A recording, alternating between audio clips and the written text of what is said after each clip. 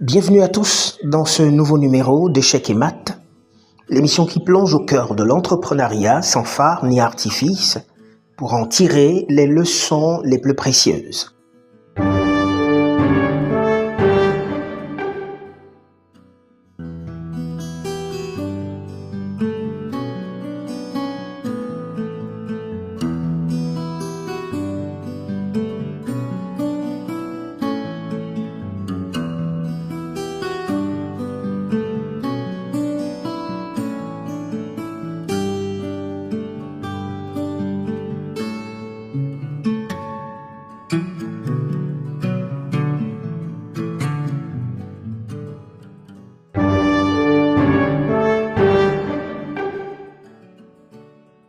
Investir par amour pour sa terre natale est souvent vu comme un acte d'éclat, une noble ambition.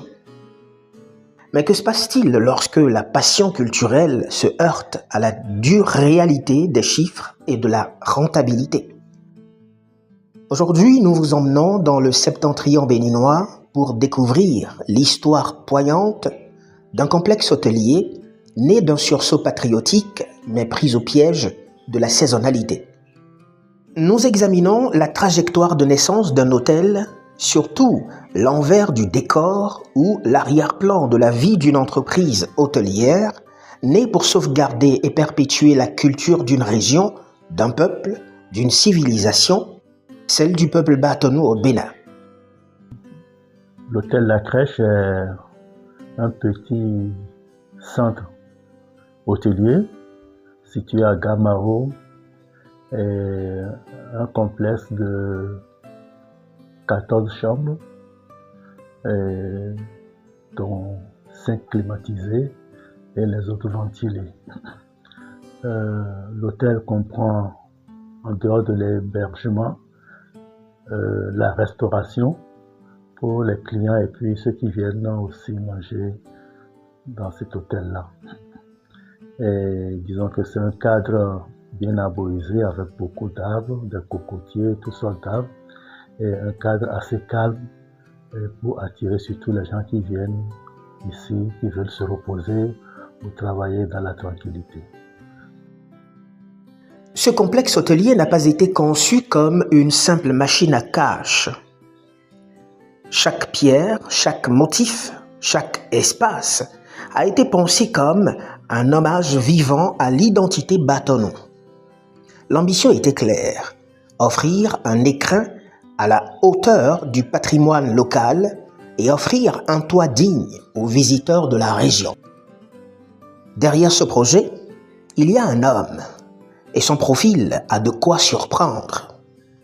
Cet entrepreneur est ingénieur pétrolier à la base.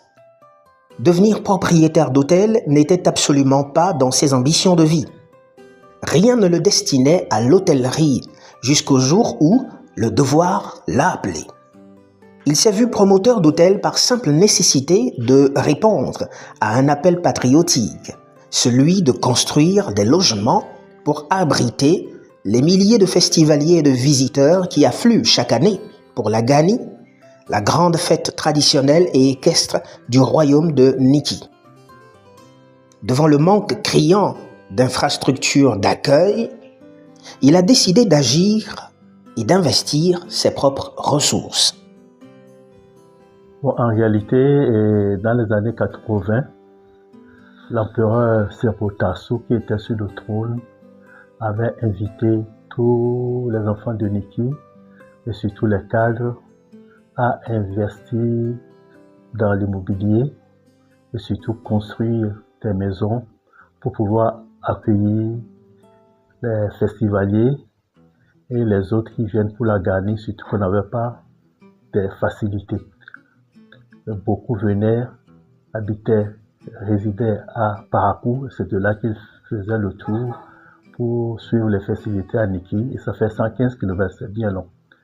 Donc, suite à cet appel de cet empereur-là, j'avais décidé en son temps construire un bâtiment pour moi-même et pour abriter les amis.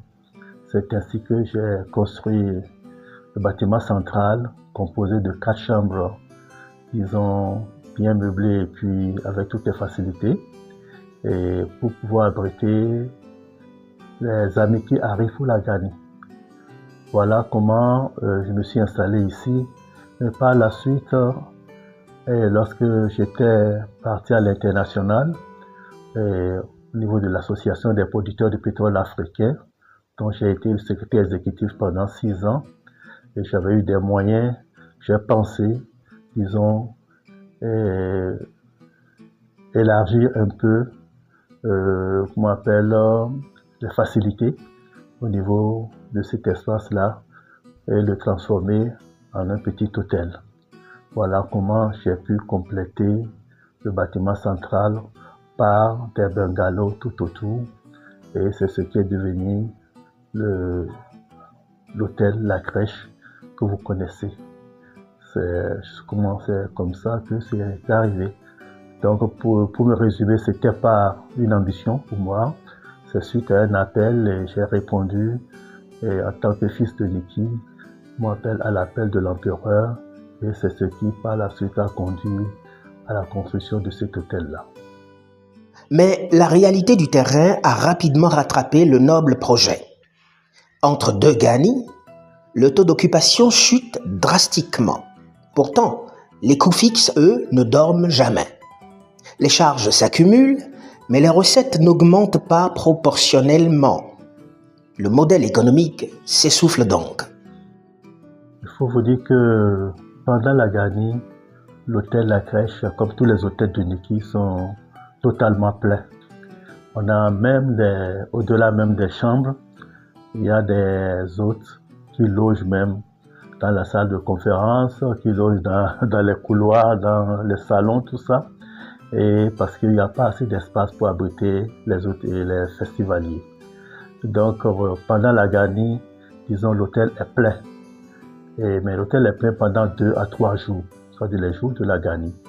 Et après le premier et troisième jour, il est totalement vide et puis il n'y a plus personne. Il y a des rares moments où certaines missions arrivent, où quand les gens, quelquefois, des mariages, les gens de Niki arrivent chez eux pour des célébrations, ils peuvent habiter l'hôtel.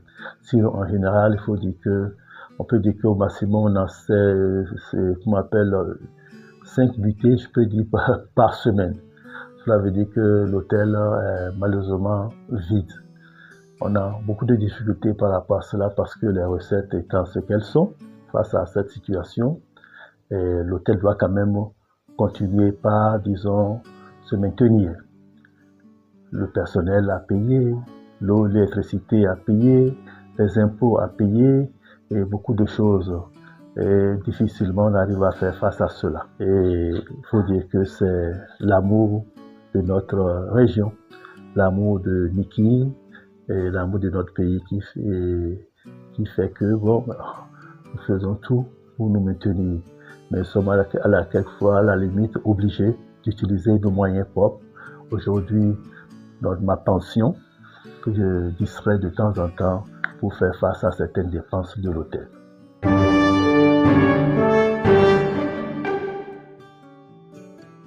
Pour maintenir l'hôtel à flot et éviter la fermeture, le promoteur s'est retrouvé au pied du mur. Pour éponger les dettes et payer les factures courantes, il est aujourd'hui obligé de distraire sa propre pension de retraite. L'argent destiné à ses jours de repos sert désormais d'injecteur de perfusion pour une entreprise qui peine à s'autofinancer. Ce constat nous amène à une question fondamentale, presque dérangeante. Suffit-il d'avoir de l'amour propre ou du sens patriotique pour investir dans une région? Je peux dire que c'est oui et non. Parce que pour les originaires des régions comme Niki, où il faut s'attacher à son terroir et participer au développement du coin, qui est totalement, disons, développé, surtout à travers la culture Batonou et puis la Gani. Et je pense que nous sommes condamnés à tout faire pour que cela marche. Et cependant, les réalités sont là. Et même les autorités qui recommandent beaucoup les partenariats publics-privés pour pouvoir développer la culture, le tourisme et autres, et n'entendent pas les choses de la même manière que nous. Nous qui vivons les réalités du terrain. On aurait souhaité que pour des régions éloignées comme Niki, où l'hôtel n'est pas du tout une activité rentable, et il faut vraiment des conditions particulières que l'État nous fasse et nous aide aussi pour qu'on puisse supporter, disons, les charges et pouvoir satisfaire, disons, les besoins de ceux qui passent à Niki pendant la Gani ou entre deux Gani. Voilà.